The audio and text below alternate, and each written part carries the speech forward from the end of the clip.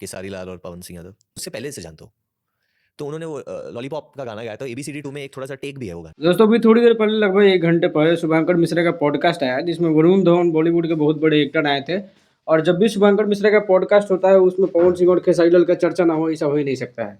दरअसल वरुण धवन अपनी film baby John का प्रचार करने के लिए, प्रमोशन के लिए वहाँ पहुँचे थे और इंटरव्यू दे रहे थे।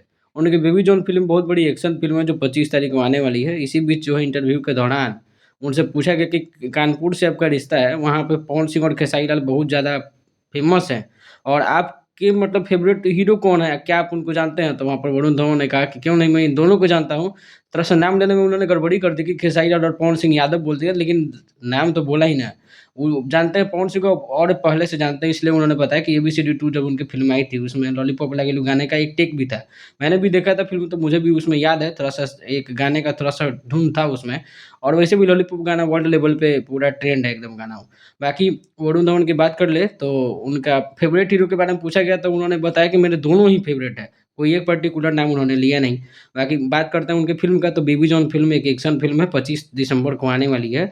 और इटली साउथ फ़िल्म के बहुत बड़े डायरेक्टर हैं, डायरेक्टर प्रोड्यूसर हैं, उन्हीं की फ़िल्म है इटली की। इस फ़िल्म का नाम है बेबी जॉन और 25 दिसंबर को फ़िल्म आने वाली है। फ़िल्म देख के काफ़ी ज़्यादा मज़ा आएगा, ज़बरदस्त फ़िल्म है।